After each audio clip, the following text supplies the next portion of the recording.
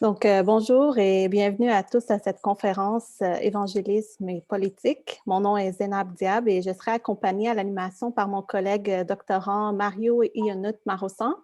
Dans le cadre de nos activités Thésardon à l'Institut d'études religieuses de l'Université de Montréal, nous avons aujourd'hui le grand plaisir de recevoir le professeur André Gagné, qui est titulaire au département d'études théologiques à l'Université Concordia. Professeur Gagné travaille sur la droite néo-charismatique, le pentecôtisme, le mouvement évangélique, le fondamentalisme, la violence religieuse et l'interprétation et la réception de la Bible. Dans ses recherches, il analyse les tensions sociales, politiques et religieuses suscitées par certains groupes ultraconservateurs chrétiens. Et tout récemment, il a publié ses évangéliques derrière Trump, hégémonie, démonologie et fin du monde. Donc, suite à l'élection du président Biden et puis aux récents événements du Capitole, on a eu envie de l'inviter pour l'entendre à propos de ses recherches, son ouvrage, sa lecture des événements. Donc, professeur Gagné, merci d'être là avec nous. Bienvenue. La parole est à vous. Bien, merci beaucoup. C'est très gentil d'avoir cette invitation, comme je dis, de mon alma mater. C'est vraiment un privilège d'être avec vous. Je vais partager mon écran. J'espère que ça fonctionne. J'ai toujours des, des craintes avec ça. Mais en principe, ça devrait fonctionner. Hein? Vous devriez voir évangélisme et politique aux États-Unis. On le voit bien. Oui, c'est bien? OK. Oui. Je vais vraiment m'assurer que ça fonctionne. Bon, je me suis, bien sûr, pour cette présentation, je me concentre sur les États-Unis. Hein. C'est ce qui nous intrigue, c'est ce qui semble nous intéresser et c'est ce que nous voyons de plus en plus, bien sûr, dans l'actualité. Et lorsqu'il est question d'évangélisme et de politique aux États-Unis, plus particulièrement, on s'y intéresse à cause de ce qui s'est passé dans le contexte des élections de 2016 et pendant tout le mandat de Donald Trump. Et on a été probablement vraiment intrigués et pour certains, peut-être même inquiets de qu'est-ce qui allait se produire au mois de novembre. Je suis certain que nous avons, pour un grand nombre, suivi les élections avec grand intérêt, mais ce qu'il faut se rappeler, c'est que, bon, dans le contexte Não, terminei com a Nádia. Estou em outro agora. Oui, dans le contexte des États-Unis, ce qui est intéressant, c'est le fait qu'en 2016, l'élection de Donald Trump a été attribuée à une catégorie religieuse qu'on désigne comme white evangelicals, ou les évangéliques blancs, qui auraient voté pour Donald Trump à un peu plus de 80%.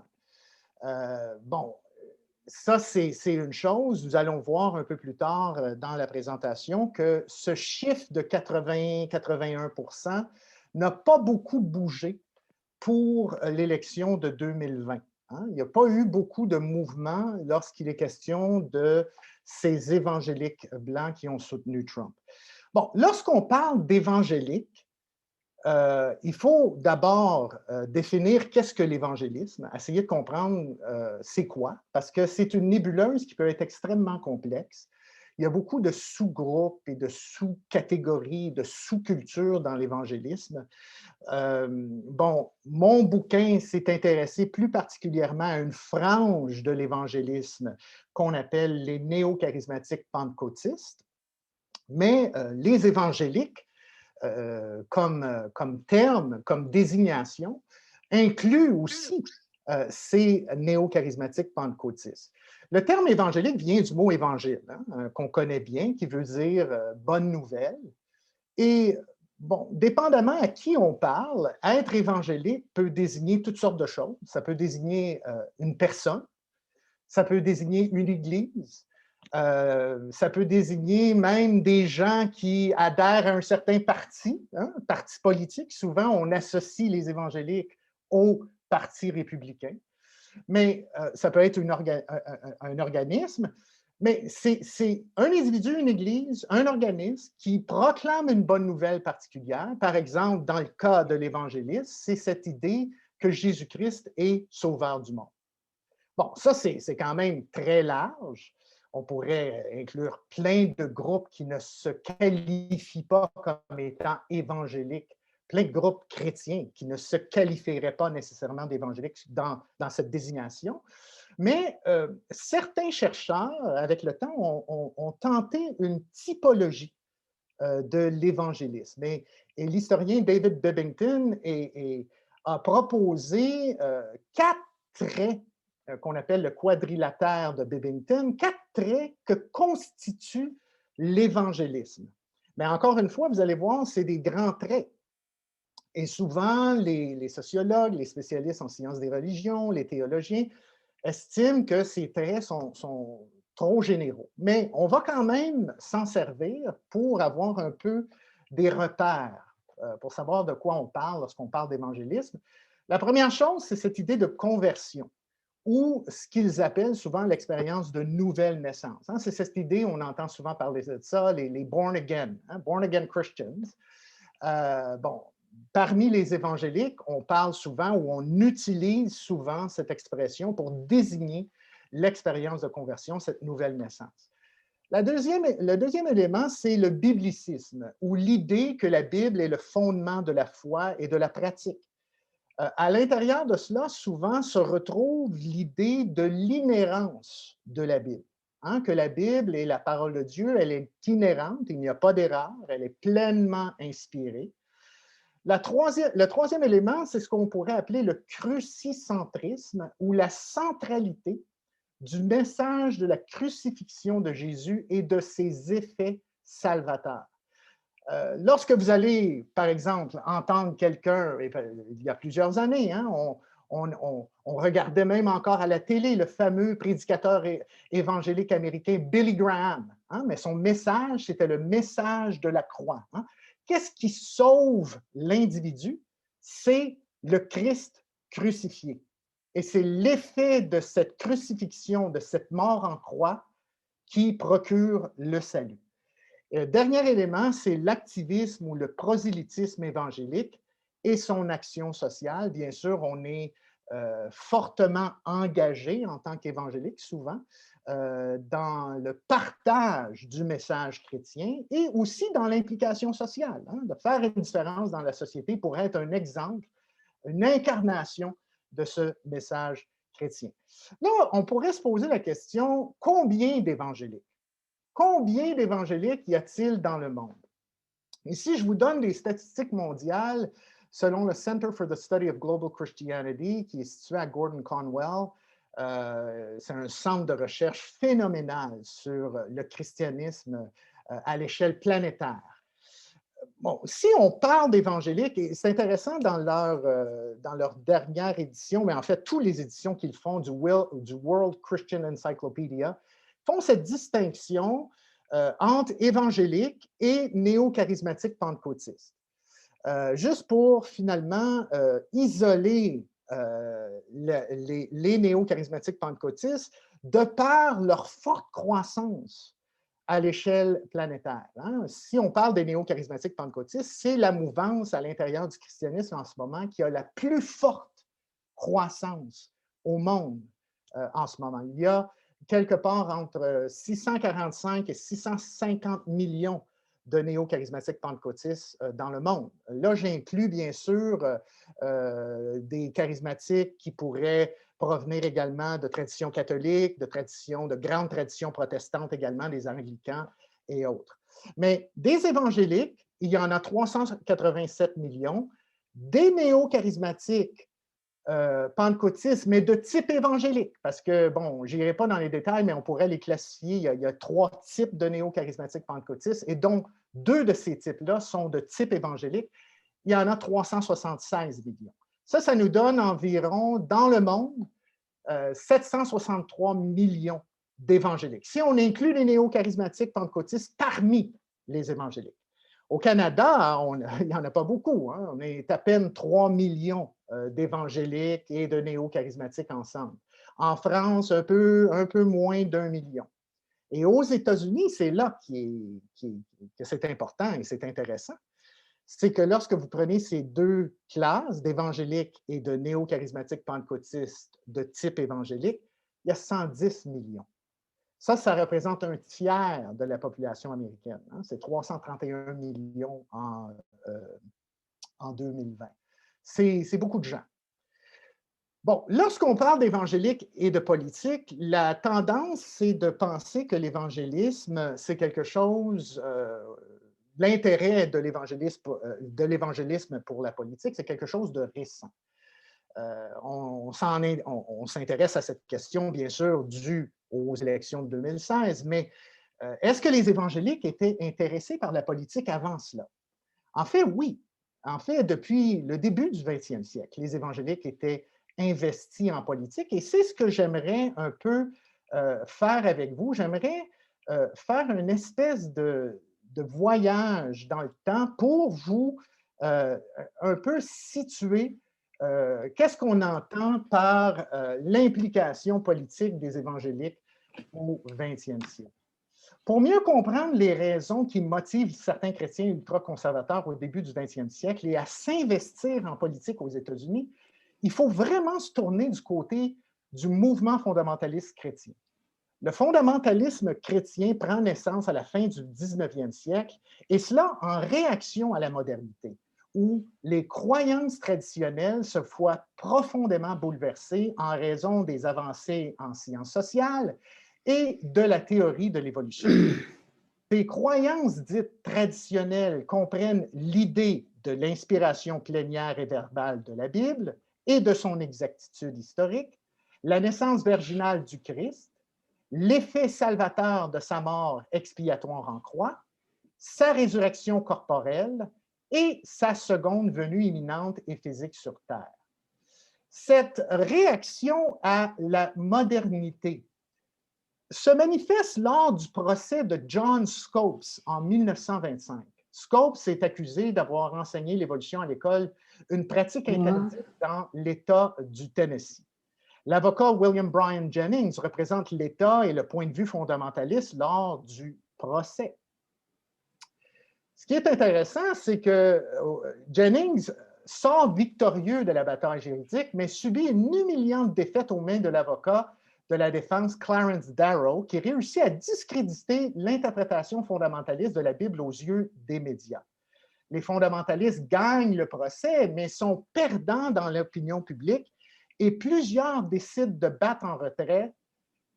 Et ce qu'ils vont faire, c'est essentiellement se replier pendant ces années-là sur eux-mêmes pour former une espèce de sous-culture propre à eux-mêmes. Les fondamentalistes se portent aussi à la défense de la prohibition. À cet égard, un profond désaccord se manifeste entre les fondamentalistes et les catholiques lors de la Convention nationale du Parti démocrate en 1924. D'autres points contentieux tournent autour de certaines législations d'ordre moral, ainsi que sur l'identité religieuse des États-Unis à cette époque. Bryan Jennings, du côté des fondamentalistes du Sud, appuie le maintien de la prohibition, tandis que Al Smith, un catholique soutenu par les membres du Parti démocrate au Nord, adopte le point de vue contraire et souhaite son abolition. Malgré la forte opposition menée par Bryan Jennings, Smith s'impose et devient dirigeant du Parti démocrate en 1928, conduisant ainsi à l'abrogation de la prohibition le 5 décembre 1933. Les fondamentalistes perdent le combat culturel à cette époque, ne réussissant pas de percée politique dans les années 1920 à 1930.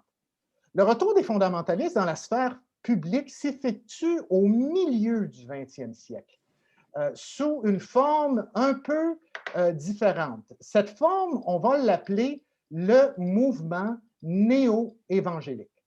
L'emprise progressive, et ça va être important parce qu'on va éventuellement identifier le parti ou l'évangélisme au Parti républicain.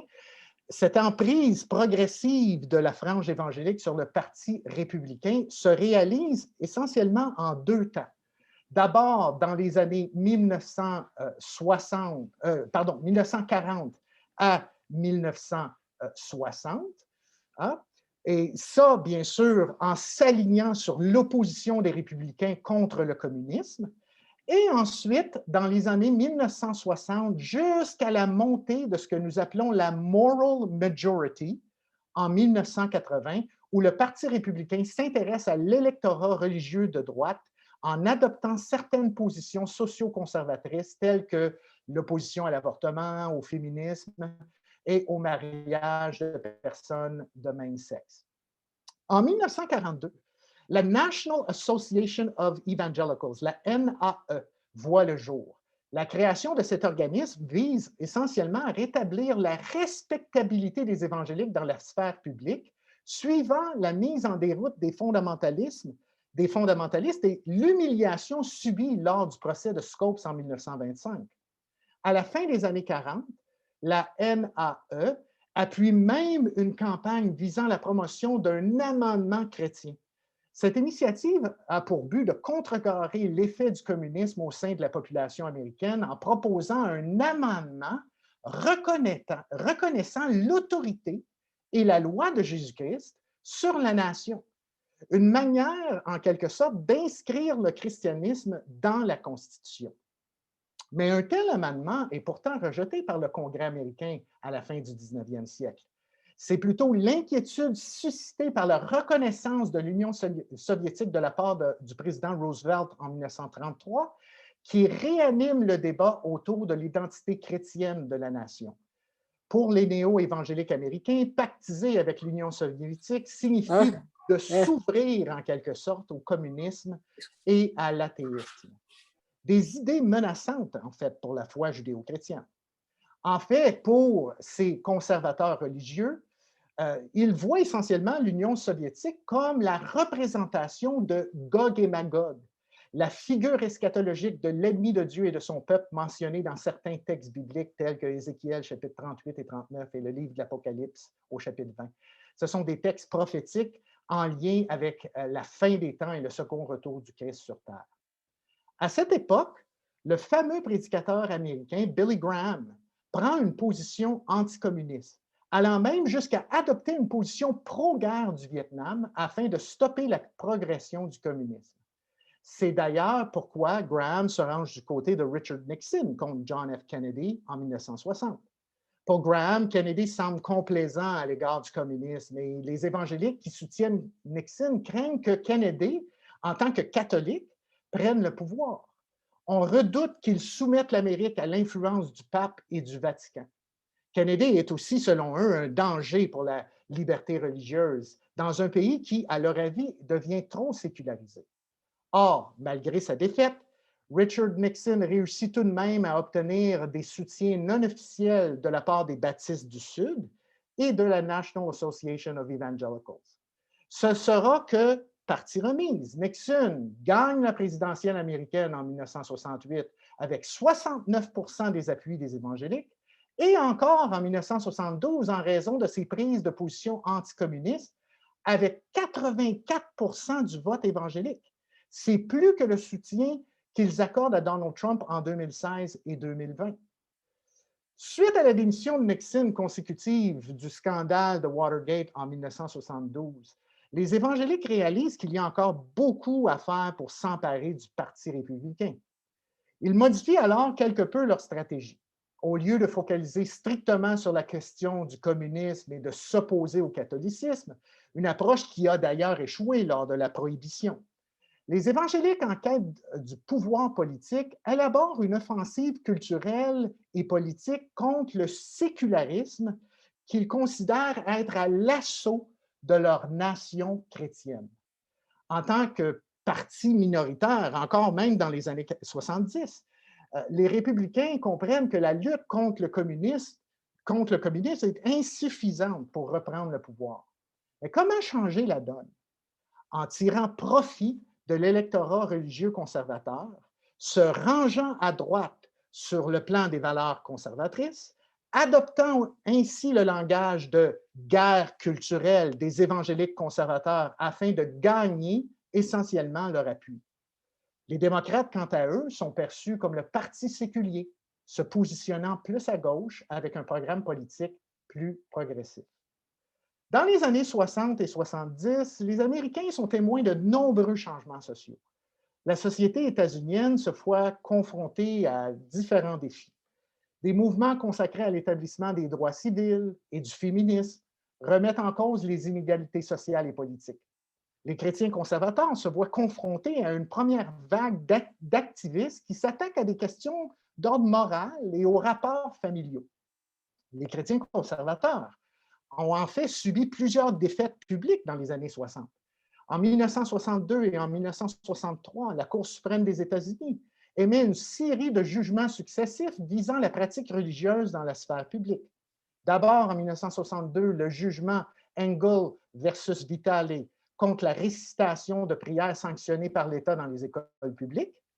Et ensuite, en 1963, la Cour suprême interdit la lecture dévotionnelle de la Bible dans les écoles, jugée non constitutionnelle. Ça, on voit ça dans le jugement Abingdon School District versus Schempp. Dans les deux cas, on invoque, bien sûr, le premier amendement, où une loi visant l'établissement d'une religion est essentiellement interdite. Ces jugements sont particulièrement mal reçus par les catholiques, tandis que plusieurs groupes protestants n'y voient pas vraiment d'inconvénients, puisqu'il s'agit de démonstrations publiques de piété religieuse, ce qui, pour eux, va à l'encontre du principe même de la séparation de l'Église et de l'État et ne contrevient pas à leur liberté religieuse. Ce n'est qu'une dizaine d'années suivant ces deux jugements que la frange évangélique se livre à un combat contre l'administration de Jimmy Carter en raison d'une loi qui, pour eux, enfreint le principe de la séparation de l'Église et de l'État, étant aussi vue comme un affront à leur liberté religieuse. On va y revenir. Le jugement sur la législation sur l'avortement en 1973, le fameux Roe versus Wade, est aussi très mal accueilli du côté catholique. Les protestants évangéliques, quant à eux, ne s'opposent pas à la pratique de l'avortement à cette époque. En fait, la Convention des baptistes du Sud et même le prédicateur W.A. Criswell, qui est l'ancien président de l'Association des baptistes du Sud, et il est aussi le pasteur de l'influente église First Baptist Church de Dallas, se voit satisfait de la résolution de la Cour suprême au sujet de l'avortement dans certaines conditions. Il s'appuie toujours sur le principe de séparation de l'Église et de l'État. Ce n'est que lors des élections de 1980 que l'avortement deviendra un de leurs griefs contre l'administration de Jimmy Carter, et ils se joignent aux catholiques pour renverser les démocrates au profit de Ronald Reagan et des républicains lors des élections de 1980. En 1972, le Sénat américain adopte un amendement favorisant l'égalité des droits, ce qu'on appelle le Equal Rights Amendment, accordant aux femmes les mêmes droits que les hommes. L'opposition au Equal Rights Amendment provient de Phyllis Schlafly, une avocate, militante catholique et activiste anticommuniste des années 1960. Pour Schlafly et ses acolytes, le Equal Rights Amendment est vu comme une menace aux valeurs de la famille traditionnelle. Elle craint que de tels droits permettent le recrutement des femmes dans l'armée américaine et que celles-ci abandonnent leur rôle de femmes au foyer. On s'inquiète aussi à cette époque que le Equal Rights Amendment ouvre la porte au mariage des personnes de même sexe et empêche le renversement de la loi sur l'avortement. En fait, ces activistes catholiques conservateurs s'opposent essentiellement à l'avancée du féminisme.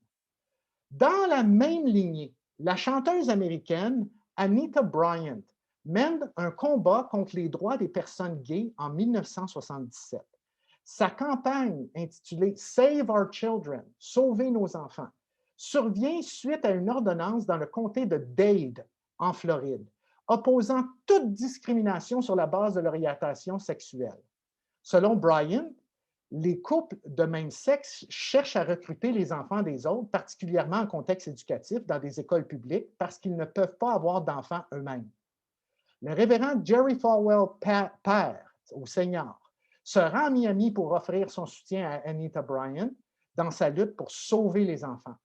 Falwell est un des acteurs responsables de la mise en œuvre de la Moral Majority. Falwell est le premier président de la Liberty University et fondateur et pasteur de la Thomas Road Baptist Church à Lynchburg, en Virginie. Dans les années 1960, Falwell s'oppose à l'idée que le clergé s'implique en politique.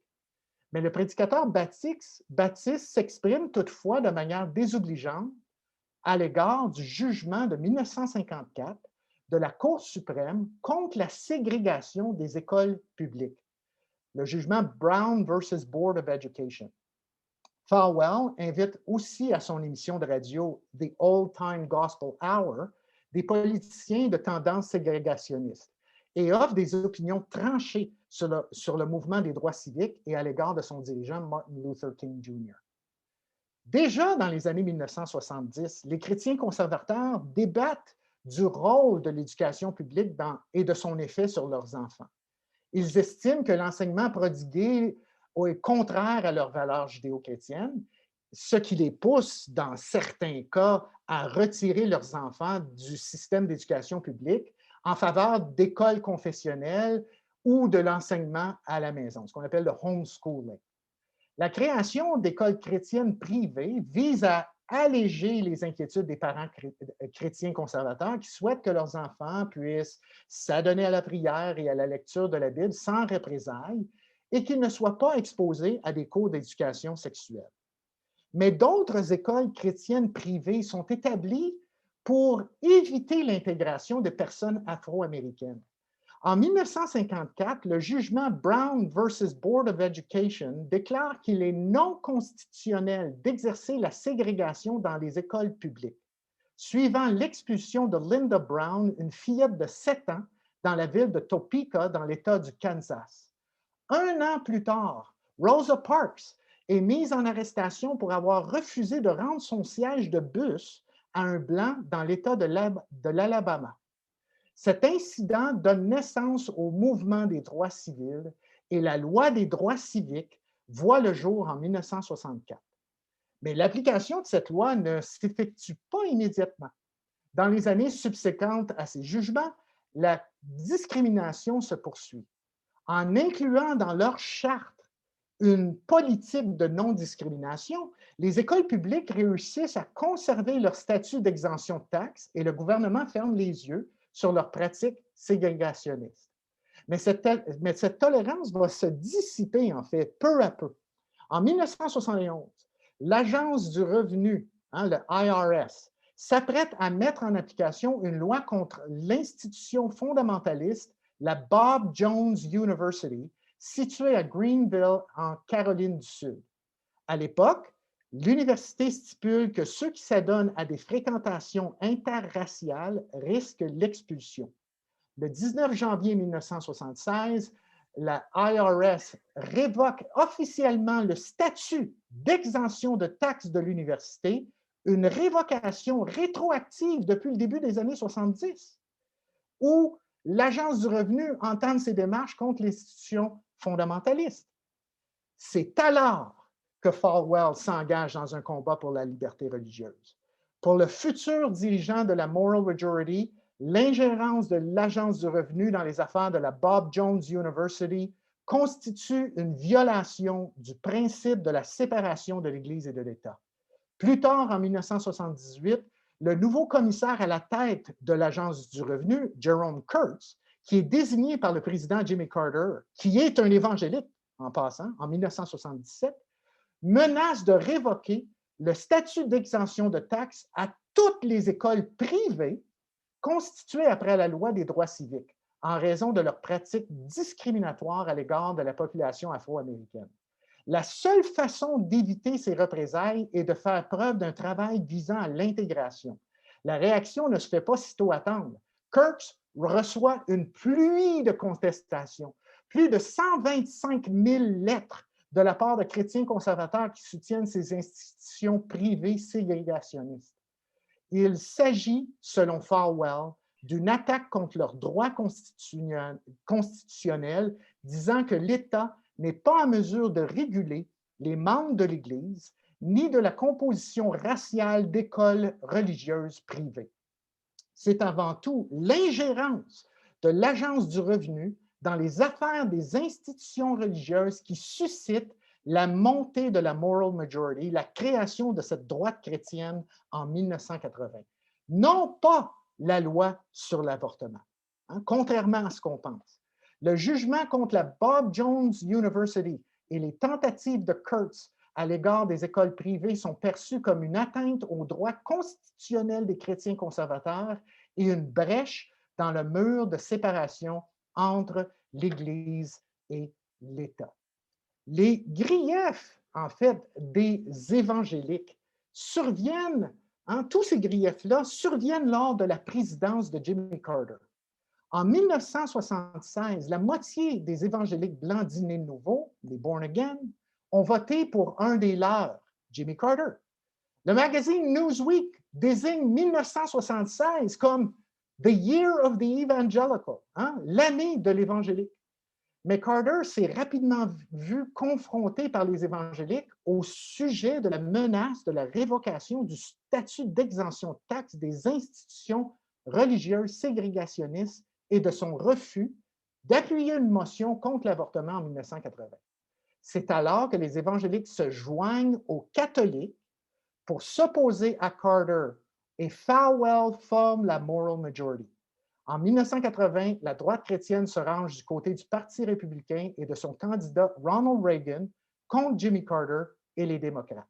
Les évangéliques votent 2-2 contre 1 en faveur de Reagan, qui se dit aussi un évangélique. Le passage de Carter à Reagan de 1976 à 1980 signale que les évangéliques constituent désormais une force électorale significative en politique américaine. La droite religieuse poursuit son projet politique depuis les années 80. Déçue de la performance de Reagan en matière de politique socio-conservatrice, elle lui accorde néanmoins son appui pour 2 mandats, ainsi qu'à George H.W. Bush, le père, de 1989 à 1993. La coalition politico-religieuse refait surface dans les années de George W. Bush de 2001 à 2009, mais lui non plus ne réussit pas à répondre aux attentes de ceux qui l'ont élu. Ce n'est qu'en 2016, avec l'élection de Donald Trump, que les dirigeants de la droite chrétienne se disent satisfaits des politiques du président américain à leur égard. En effet, lorsqu'on voit cela, certains prétendent même que Trump est élu par Dieu pour mettre en exécution la volonté divine pour l'Amérique. On le compare aussi à des figures bibliques telles que le roi perse Cyrus le Grand, figure messianique choisie par Dieu pour libérer les Juifs au 6e siècle avant notre ère, ainsi qu'au roi David et même à Jésus. Mais pourquoi Donald Trump, qui n'incarne pourtant pas les valeurs socio-conservatrices de la droite religieuse, bénéficie-t-il tant de leur soutien? Le rapport est clairement transactionnel. Trump a besoin de l'électorat évangélique conservateur pour rester au pouvoir et en retour, ils reçoivent l'assurance d'être entendus. En effet, avec Trump, on revient à plusieurs des mêmes griefs que formulent les chrétiens conservateurs au cours du 20e siècle. La lutte contre le socialisme, qu'on aussi qualifie de communisme, la protection de la liberté religieuse, l'opposition à l'avortement et l'appui à l'État moderne d'Israël.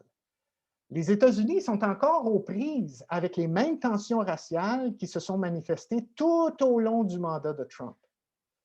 Il importe de souligner, et ça c'est important, que lors des dernières élections, Trump a récolté, dépendamment du sondage, entre 76 et 81% du vote évangélique blanc, tandis que la plupart des Afro-Américains, à 90%, se sont rangés du côté de Biden.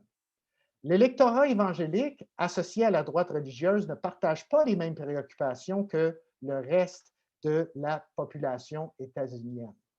En fait, et vous voyez cela à la gauche, un sondage de la Public Religion Research Institute indique que les 3 enjeux dont se soucient les évangéliques blancs lors des élections de novembre 2020 sont l'avortement, la fraude électorale et le terrorisme.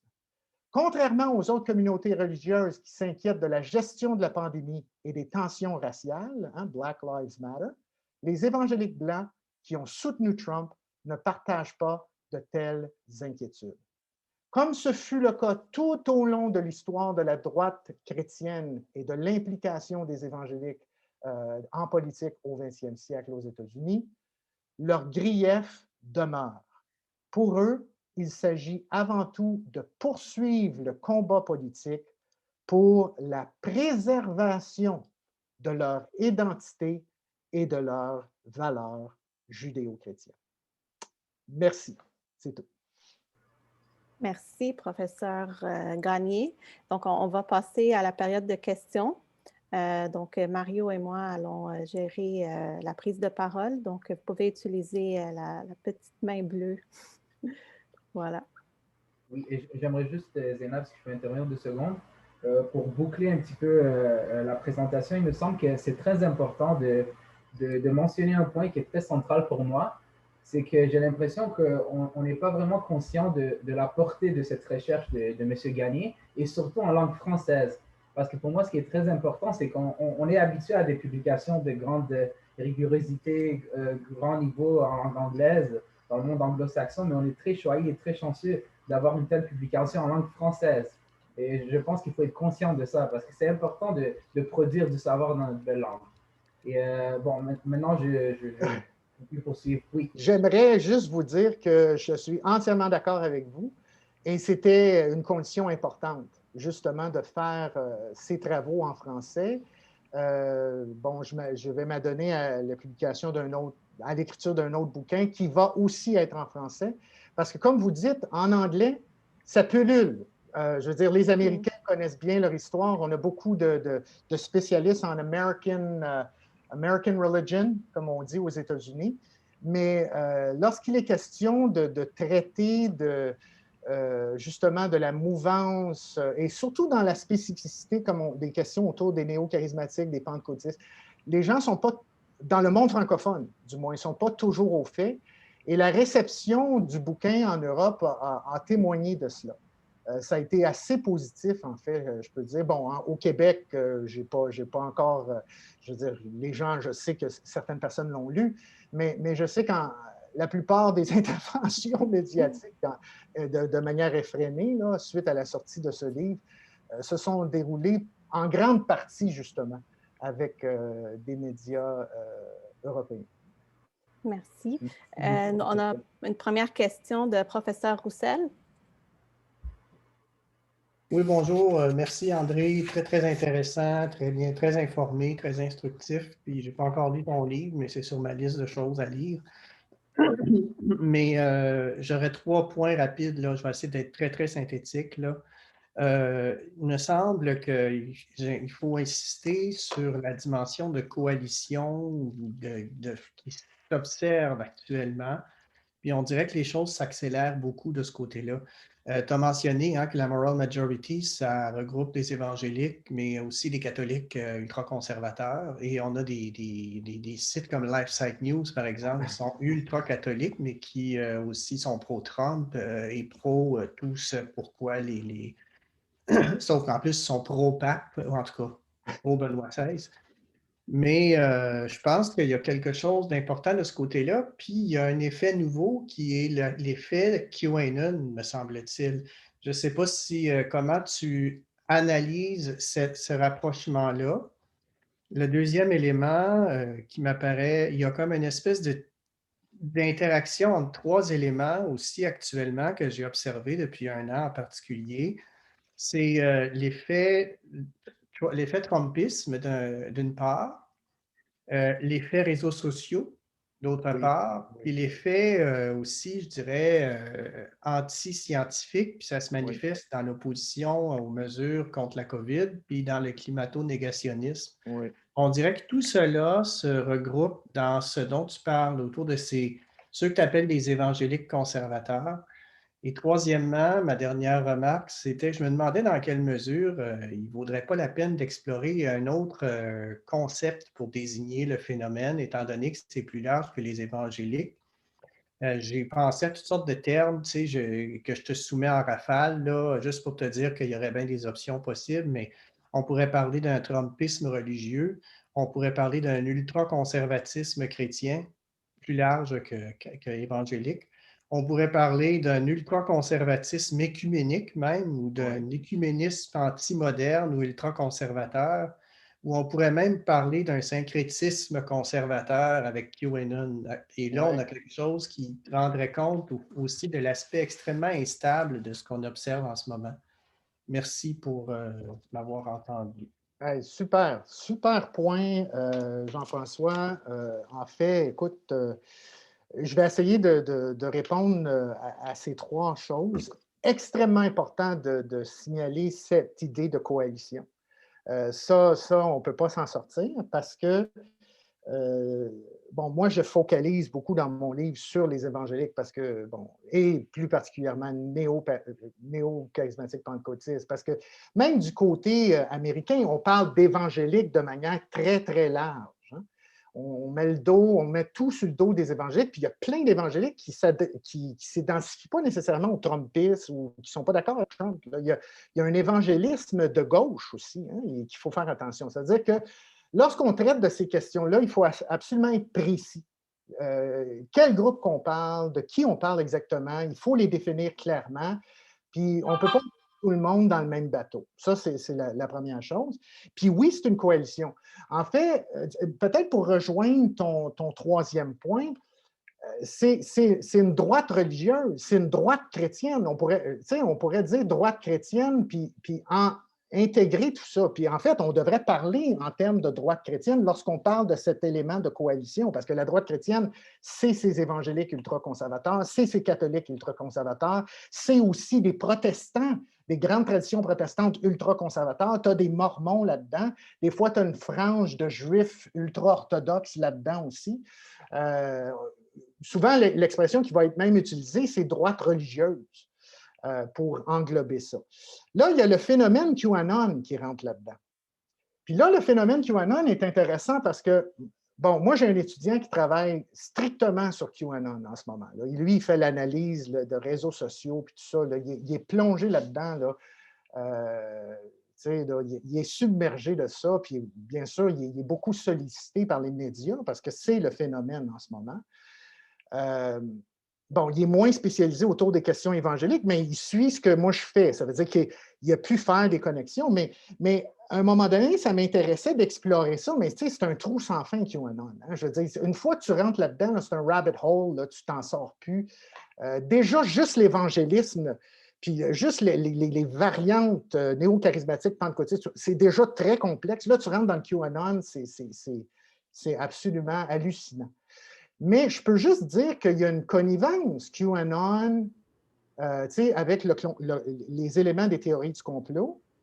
Qu'est-ce que tu vois maintenant? Ou ce qu'on a vu, moi quand je vois le QAnon parler de, par exemple, contre le vaccin, que le vaccin, ça va être une manière à travers les taux 5G de nous suivre partout, puis là, il y a une espèce de gouvernement mondial. Ça, là, tout ça, là, toutes ces idées-là ne sont pas neuves. On le retrouve dans l'évangélisme des années 80, avec le dispensationalisme des années 80, là, avec toute la série de Tim LaHaye, Left Behind, toute la dimension apocalyptique, on retrouve ça. Ce qu'on voit avec le phénomène QAnon, c'est le discours eschatologique, évangélique, dispensationaliste, américain, est devenu mainstream. Il a été placé maintenant dans le courant. Là, les gens, tout le monde, tu vas parler à quelqu'un qui n'est même pas évangélique ou chrétien, tu vas lui parler du rapture, de l'enlèvement de l'Église, il va comprendre de quoi tu parles. Parce qu'il y a eu même des films avec des acteurs séculiers puis des personnages reliés justement à la littérature eschatologique chrétienne. Ça veut dire que le discours complotiste ou la dimension eschatologique dispensationaliste dans les courants évangéliques a déjà une tendance complotiste, est déjà complotiste en lui-même. Ça veut dire que là, quand tu vois des églises évangéliques, il y a eu un sondage récemment, un sondage il y a à peu près 2 semaines, là, qui disait que le corps des évangéliques s'adonne aux théories du complot de QAnon. Ils se reconnaissent là-dedans.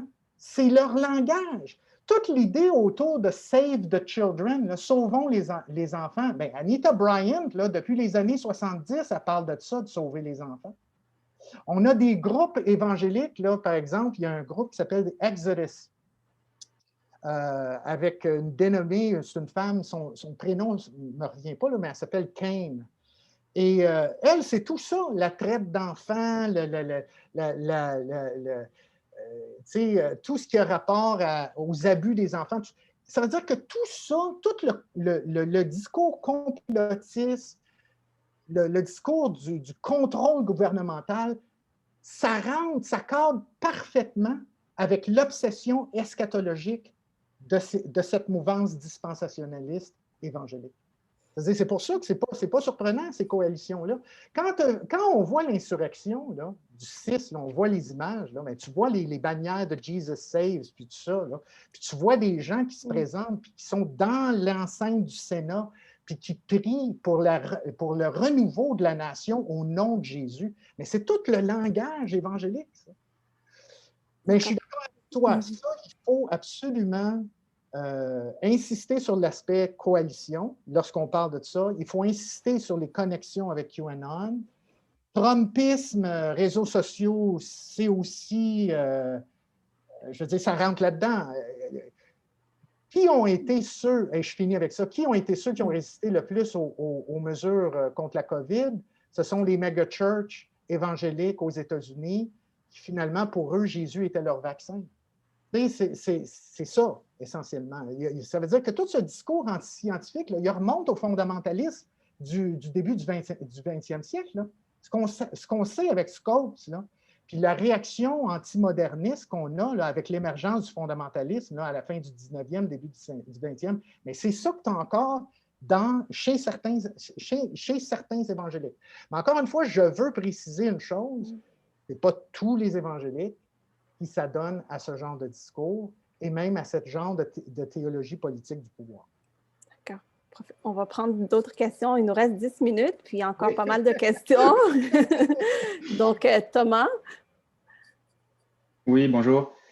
Ma question concerne un peu l'avenir. Je ne sais pas si vous allez vouloir vous mouiller, mais est-ce que vous croyez que les républicains ne sont pas un peu en train de se tirer dans le pied et d'un point de vue stratégique, là, avec ce mariage-là sans compromis à la droite chrétienne, quand on voit que dans les sondages, le pourcentage des adultes qui se disent chrétiens aujourd'hui aux États-Unis est en baisse de 12 en 10 ans, sont à 65 ceux qui se disent athées, agnostiques ou n'ayant aucune identité religieuse particulière sont à 26 ce qui est une augmentation de 17 en 10 ans aussi, c'est ce qui est fulgurant, finalement. Et que ça va des deux côtés là, du spectre politique. Là, c'est sûr que c'est plus du côté démocrate, mais on voit ça aussi au niveau républicain. Et aussi quand on sonde les gens par rapport à leur connaissance des rituels puis de la religion elle-même, c'est pas fameux. Puis après ça, le nombre de fois où ils vont à l'église, tout ça, c'est en baisse. Donc, est-ce qu'on ne vient pas d'assister un peu à la dernière tentative un peu désespérée là, de ce mariage-là? Et en plus, avec un échec aussi qui s'est soldé par la perte du Sénat, la perte de la présidence, la perte de la Chambre, tout ça. Bon, évidemment, il y a la notion de tout l'aspect juridique, là, puis toutes les cours de justice qui ont été remplis par McConnell là, au niveau très conservateur. Donc, peut-être que ça encore, ça va leur donner un peu d'espoir, mais pensez-vous là, ça va se tranquilliser? Oui, c'est une excellente question. C'est difficile à dire. Hein? C'est difficile à dire pour sûr qu'est-ce qui va arriver avec les républicains. Le Trump circule dans l'air qui veut se représenter en 2024, là, au CPAC, là, en tout cas. Mais la question déborde la question religieuse, je crois. On est dans un dernier tranché, on est dans quand on parle de ce clivage-là, c'est un clivage religieux, mais c'est aussi un clivage racial. Et ça, aux États-Unis, on ne peut pas évacuer la question, justement, afro-américaine, la question raciale. J'ai une collègue, Anita Butler, qui va sortir justement un bouquin là, qui sort en début mars, je crois. White Evangelical Racism. Hein, puis elle va faire tout, justement, l'analyse des rapports, justement, raciaux entre les évangéliques blancs et, justement, les minorités. Et la question, c'est ça, c'est un peu la survie. Il s'accroche, hein, parce que, justement, comme vous dites, il y a une baisse au niveau de la pratique religieuse, mais en même temps, de l'influence blanche aussi aux États-Unis. Il y a une baisse à ce niveau-là également. Et je pense qu'il faut voir le Parti républicain qui s'allie encore avec ces groupes majoritairement, on dirait ici, blancs, là, parce que même quand on regarde les autres catégories, c'est intéressant, quand vous regardez les sondages, on met aussi, par exemple, les catholiques blancs. Hein. On parle de catholiques blancs ou on parle de protestants blancs. C'est tout eux, hein, qui finalement concentrent leur énergie vers le Parti républicain qui finalement est à la défense. Les hispaniques aussi. Les hispaniques oui, aussi, certains. C'est 44%. Oui, les 44%. hispaniques, oui, c'est ça. Mais ça, c'est en raison des politiques, la question d'immigration. Hein. Trump a réussi à leur faire peur avec le socialisme et tout ça. Hein. On sait qu'il y a toute cette question-là. Mais moi, je pense que ça joue autour de ces questions-là plus que sur juste la question religieuse. La question religieuse est là, mais c'est évident qu'il y a une baisse dans la pratique religieuse. Les gens ne vont pas nécessairement plus à l'Église. Mais en même temps, ce qui est intéressant, quand vous regardez les sondages, ceux qui votent le plus en faveur, mettons dans le cas de Trump la dernière fois, c'est des gens qui allaient plus souvent à l'Église. Hein? C'est quand même intéressant de voir, mais qu'est-ce qui se véhicule? C'est quoi les genres de valeurs qui se véhiculent? Qu'est-ce que constitue exactement ces valeurs judéo-chrétiennes? Tu sais? Est-ce que c'est la primauté, justement, des privilèges blancs? Hein? Plutôt que la question de liberté religieuse. Puis encore une fois, comment définir cette question-là? Parce que quand j'ai fait mon petit survol, là, tout le monde aujourd'hui parle d'avortement, puis c'est vrai que c'est devenu un cheval de bataille important avec les années, mais au début, ça ne l'était pas, ça. Hein? C'était d'autres choses. Qu'est-ce qui a mis aux poudres les évangéliques à finalement constituer cette coalition avec les catholiques ultraconservateurs? C'était la question raciale. Au début, c'était la question raciale, puis ensuite, ils ont réussi à se joindre aux catholiques, puis ils ont adopté la position anti-avortement. Mais au début, c'était la question raciale. C'est pour ça, moi, je pense que le Parti républicain, il joue un peu sur cette carte-là aussi. Et ce n'est pas juste l'idée religieuse, mais en même temps, on ne peut pas se leurrer. Je veux dire, la droite religieuse, elle a réussi dans les années 80 à coopter ce parti-là. D'accord, je ne voudrais pas vous interrompre, professeur Gagné. Oui, il y a d'autres. Oui, il y a d'autres questions. Karel, merci Thomas, c'est une bonne question. S'il vous plaît, soyez bref dans vos questions. Je vais prendre encore, il y avait 3 questions, puis Mario va dire le mot de la fin. Merci. Désolé. Non, au contraire, c'est tellement pertinent et riche. Oui, non, moi, je ne pense pas que je pourrais être brève, donc je vais peut-être pas vous demander de répondre, mais en tout cas, je tenais à vous remercier d'abord au nom de toute l'équipe de Thésardon, Zeynab, Mario et moi-même, parce que vraiment, on a eu un record de 35 participants pendant votre présentation. Donc, c'est très porteur et important. Et puis, moi, en fait, mon questionnement, c'était par rapport à, on sait que dans la AAA, l'American Anthropological Association, il y a cette clause dans la charte qui dit que le chercheur a le devoir éthique, en fait, de prendre position et de dénoncer, même sur des sujets sensibles. J'imagine que vous partagez cette opinion. Je me demande dans quelle mesure c'est possible de le faire aux États-Unis dans un environnement quand même très empreint comme ça de fondamentalisme évangélique. Et ma toute deuxième question portait sur un autre sujet, donc là, vous n'êtes pas obligé d'y répondre. En tout cas, par rapport au terrain de jeu politique qui peut exister, je me souviens que la toute première fois où je me suis intéressée à l'anthropologie des religions, c'est la question de l'évangélisme que j'avais étudiée, que dans les banlieues françaises, en fait. C'était en tant que Française, évidemment, ce qui m'intéressait, ce qui m'interpellait, puisqu'on parlait beaucoup d'évangélisme. J'étais à McGill University, donc c'était un gros sujet. Et ce qui m'intéressait, c'était ce qui se passait dans les banlieues françaises. Et donc, justement, dans quelle mesure ce sont des terrains de jeu politiques pour l'Amérique, que ce soit, par exemple, en Algérie, avec de plus en plus d'évangéliques qui naissent par les conversions, ou en France, dans les banlieues ou ailleurs. Voilà, merci beaucoup. Bien, votre première question, oui, c'est certain de prendre position, oui, il faut jusqu'à un certain point. Je ne sais pas si vous avez eu quand même l'occasion de lire mon livre, mais à la fin, je donne des recommandations. Je parle, je fournis des recommandations, par exemple, au public en général. Comment on devrait aborder la question des évangéliques. Aussi aux médias. Comment les médias devraient justement parler de l'évangélisme. Et nous, en tant que chercheurs, comment il est important d'être précis dans ce qu'on dit lorsqu'on parle de ces catégories. Mais en même temps, j'ai voulu essayer d'être assez objectif, au sens de rapporter. C'est un peu une espèce de travail quasiment ethnologique, et même, il y a une dimension d'ethnographie digitale, je dirais, parce qu'on consulte beaucoup des écrits en ligne, et on fait justement une exploration de comment ça fonctionne dans le monde, justement, même digital pour les évangéliques, qui est un monde extrêmement important. Mais c'est d'essayer d'écrire de manière dispassionate. Je n'ai pas désintéressé, de manière détachée aussi, mais en rapportant ce qui en est. Puis en donnant des recommandations, mais ne pas en étiquettant, parce que je vois ça beaucoup, hein, ces réseaux sociaux, les évangéliques, c'est tous des fous, c'est ci, c'est ça, c'est une gang de ci. Mais ça, il faut faire ça. L'autre question, je vous recommande les travaux autour des banlieues, l'évangélisme dans les banlieues, les travaux de Sébastien Fath, qui est justement spécialiste de l'évangélisme en Europe.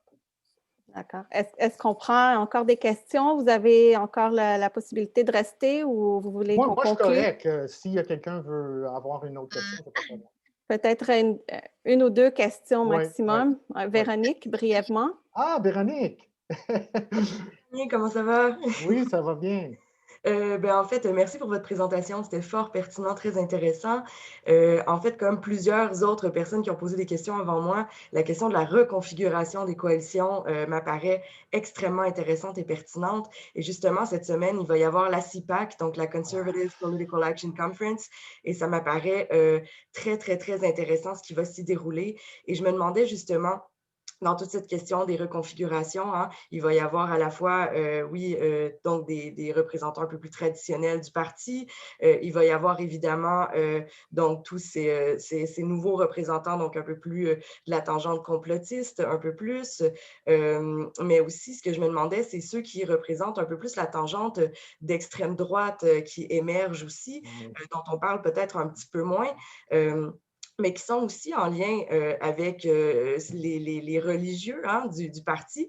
Donc, je me demandais, vous, les liens que vous faisiez entre extrême droite et représentants peut-être un peu plus religieux du parti, qu'est-ce que vous voyez comme lien et qu'est-ce que vous entrevoyez peut-être pour les prochains jours pour la CPAC? Donc, un petit peu d'actualité politique. Vous avez été vous-même à la CPAC, hein, il y a quelques années, je crois. J'ai été à la Values Voter Summit. Ah, OK. Qui est un autre, qui est un autre assez... Ben écoutez, c'est encore difficile à dire. Hein? C'est certain que moi, je vais suivre ce qui va arriver et ça m'intéresse de voir l'après-Trump et est-ce que Trump va se représenter ou est-ce que Trump va essayer de constituer quelque chose. Il y avait même dans l'air une possibilité de Patriot Party qui flottait dans l'air, parce que Trump a été très dur avec ceux qui l'ont défendu pendant son procès, son procès de décision. Il était quand même très dur avec eux après. C'est-à-dire, ça va être intéressant de voir. La question, je n'ai pas énormément travaillé beaucoup sur la question d'extrême droite. Il y a un livre qui pourrait probablement vous intéresser autour d'évangélisme et extrême droite. C'est le livre Unholy par Sarah Posner, Unholy. Elle a travaillé justement le cheminement justement des coalitions évangéliques et de la droite chrétienne, mais aussi de son fusionnement avec l'extrême droite. D'un certain sens, on revient, le point commun, c'est toujours cette idée de défendre les valeurs, quelles que soient ces valeurs, hein, il faut toujours les définir, mais c'est toujours l'idée, même avec l'extrême droite, c'est de défendre l'Occident, les valeurs de l'Occident, les valeurs traditionnelles judéo-chrétiennes. C'est ce que, en même temps, font les évangéliques, c'est ce qu'ils veulent. Et en fait, ce qui est fascinant avec l'extrême droite, puis cette fusion qu'on voit avec QAnon, puis des groupes évangéliques, puis des groupes ultra-conservateurs catholiques, je ne sais pas si vous avez suivi, juste quelques semaines avant, pas avant l'élection, mais quelques semaines avant la confirmation du vote, justement, le 6 janvier, puis tout ça, il y a eu aux États-Unis des événements qu'on appelle Jericho Marches, des marches de Jéricho. Okay, on s'inspire du livre, justement, de Josué. Et on fait des espèces de rassemblements où on essaie de galvaniser la foule pour se tenir pour les principes judéo-chrétiens et pour le fait que Donald Trump, il va être finalement confirmé, puis tout ça. Puis il y a eu des événements un peu partout aux États-Unis, mais un majeur à Washington. Et sur la même plateforme, c'était fascinant à voir. Vous pouvez même retourner puis visionner ça sur YouTube. Vous allez avoir des gens de l'évangélisme conservateur comme Eric Metaxas, Lance Wallnau, des gens qu'on connaît des milieux évangéliques néo-charismatiques, ultra-conservateurs. Vous allez avoir des évangéliques qui s'accrochent aux théories QAnon, puis vous allez avoir, puis il va se pointer là, puis c'est fascinant de le voir, Alex Jones. Monsieur Alex Jones lui-même, l'ultra de droite, qui va commencer à littéralement gueuler sur l'estrade dans son micro, puis à parler que Donald Trump a été choisi par Dieu, puis que nous sommes dans les derniers temps, puis que Jésus revient. Il utilise tout le langage. Là, vous avez quelqu'un d'extrême droite, là, qui utilise tout le langage eschatologique qu'on retrouve chez les évangéliques qu'on connaît. Puis en même temps, vous avez certains cardinaux ultra-conservateurs qui se pointent sur l'estrade et qui se mettent à déblatérer toutes leurs idées par rapport aux théories du complot également. C'est fascinant, le melting pot. Ça veut dire que oui, il y a quelque chose là. Est-ce que ça va continuer? Ça va être intéressant de voir si ça va continuer. Le fait qu'ils sont beaucoup bannis des réseaux sociaux, ça met beaucoup de limites en ce moment. Trump n'est plus là, Parler, ça a pris une débarque. Ça aussi, ça joue, les médias sociaux. Hein. C'est un élément fédérateur, c'est un élément où on se crée des chambres d'écho et on parle tout le même langage. Le fait qu'il y a plusieurs qui ont été déplatformés, ça les met dans l'embarras. Mais je vais suivre ça de près. C'est une bonne question. C'est des choses, c'est des pistes à considérer et à s'assurer qu'on garde l'œil, hein, l'attention. Malheureusement, je pense qu'on va devoir arrêter la période de questions, puis on va conclure avec Mario. Puis vraiment un grand, grand merci pour votre présence avec nous. C'était vraiment un plaisir très enrichissant intellectuellement. Puis je crois que tout le monde a pas mal apprécié. Donc, on espère vous voir une autre fois à l'Institut. Peut-être. D'accord. Mario? Oui, si je peux me permettre, je pense que je vais peut-être aller un petit peu à contre-courant de ce que Zénab venait de dire, parce que ma parole de la fin sera une question, en fait. Et je vais essayer d'être très concis parce que c'est hyper important, il me semble. Pour ceux qui souhaitent rester, ça va être très intéressant comme discussion. D'abord, mon premier point, ça concerne la première question et d'autres questions pour relier tout ça. Il me semble que tout le mouvement qu'il y a eu autour du film de Sacha Baron Cohen, Borat et tout ça, où est-ce que là, on a vu vraiment une espèce de convergence entre plusieurs mouvements de droite, évangélistes, complotistes, tout ça. Et je prépare actuellement un article sur la question. Il me semble qu'un élément qu'il faut mentionner, qui peut relier peut-être tout ça, c'est l'élément de l'esthétisme. Il y a une espèce de quelque chose de ludique là-dedans, un jeu qui se joue sur les médias sociaux, d'essayer de deviner, de mettre un puzzle ensemble, etc. Il y a ce côté qu'il faut rester très attentif, je pense. Et là, j'ai deux petites questions. Je vais vous relancer, M. Gagné, vous allez avoir le mot de la fin. Ma première question concerne la question sioniste, qui me semble être très intéressante. on a l'habitude dans les médias de voir, de présenter la question de manière à ce que les organisations juives américaines et le sionisme chrétien, disons, ou évangéliste, convergent. La cause est la même, il y a une espèce, on se tient main dans la main, tout va bien, c'est la même cause, hâter la venue du Messie, etc. Mais il me semble, si on peut renverser la question, et je pense que vous êtes sensible à ça, il y a une espèce de concurrence qui se joue derrière la scène dans ces lobbies-là, c'est-à-dire les organisations juives américaines et le sionisme chrétien. Et j'aimerais peut-être vous questionner sur comment vous voyez-vous ça, cette compétition qui se joue derrière la scène, car il me semble qu'elle est importante, on ne pose pas souvent ces questions. Et la deuxième question qui va être très rapide, et je pense qu'elle nous intéresse tous, c'est la question évangéliste ici au Québec. Comment est-ce qu'on peut penser ça à la lumière de votre magnifique intervention et de tout ce qui arrive? C'est tout. Ça prendrait d'autres conférences, Mario.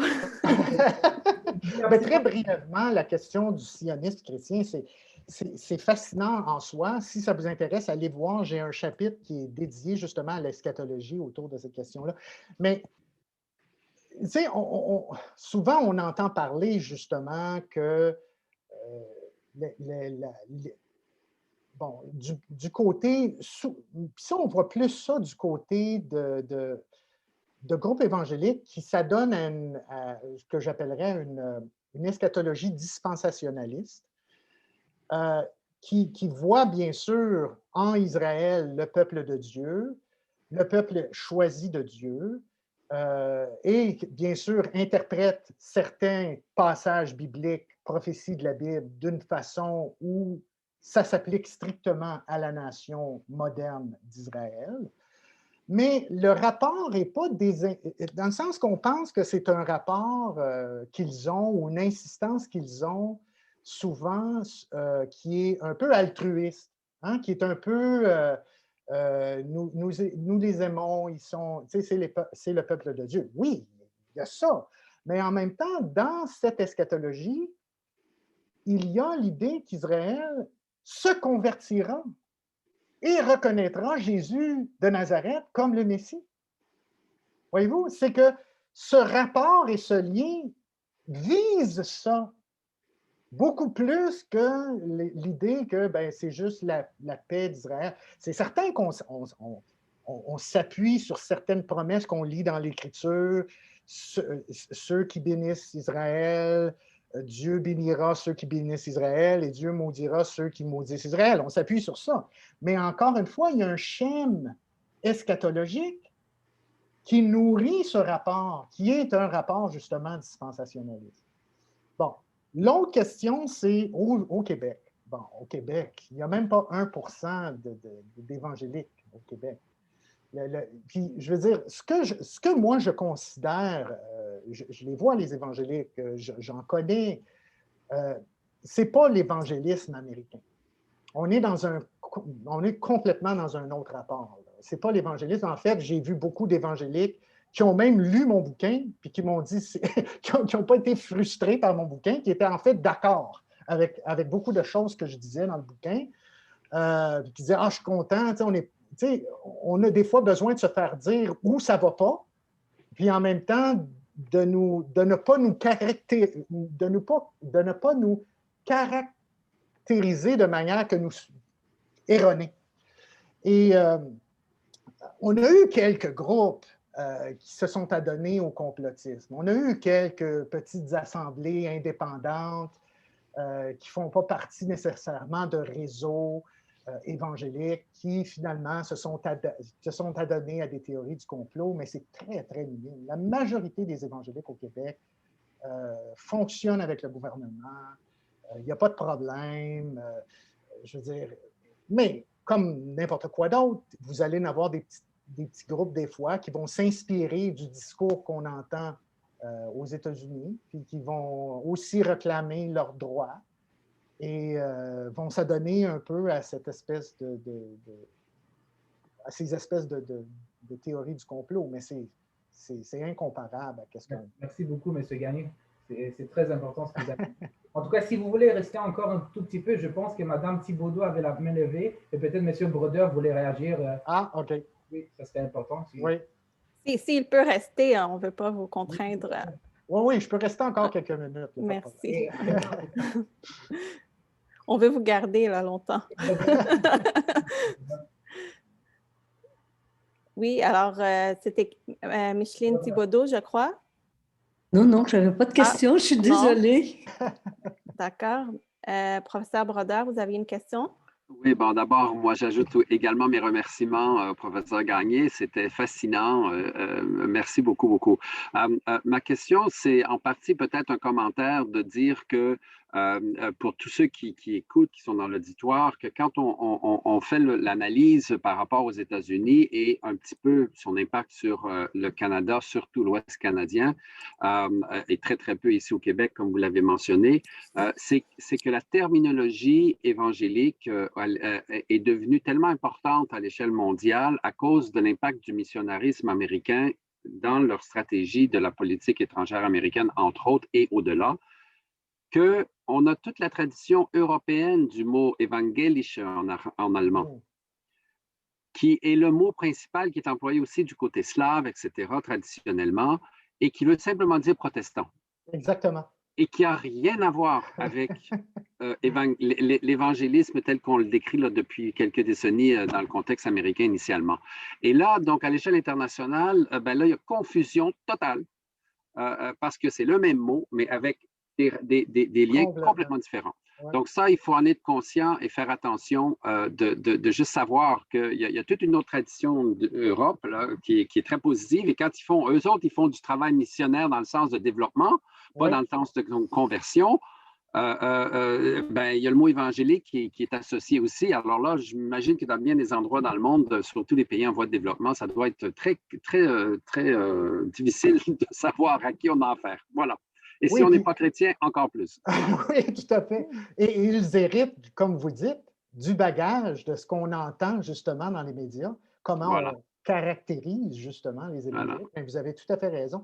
Et c'est intéressant ce que vous dites parce qu'il y a justement des Européens qui s'identifient comme étant évangéliques, mais ne se voient pas du tout. En lisant le livre, je veux dire, ils voient que c'est une critique. Là. Ils voient pour eux qu'ils ne s'identifient pas du tout à cela. Ouais. Ce n'est pas leur tradition. Et comme vous dites, c'est du protestantisme. C'est ça. Merci beaucoup, professeur Brodeur. Merci. Merci à vous. Merci beaucoup. On est rendu vraiment à la porte. Là, c'est la discussion à la porte. Là, il faut dire bye. OK. Donc, bonne journée à tout le monde. Un grand merci. Puis, on espère vous voir dans nos prochaines conférences et activités de Thésardon. Donc, regardez les réseaux sociaux, la page Facebook de l'Institut. Fin mars, on va avoir une autre conférence. Fin avril aussi. Donc, on vous dit à la prochaine. Merci au revoir. beaucoup. Bye bye. Au revoir tout le monde. Au revoir, professeur Gagné.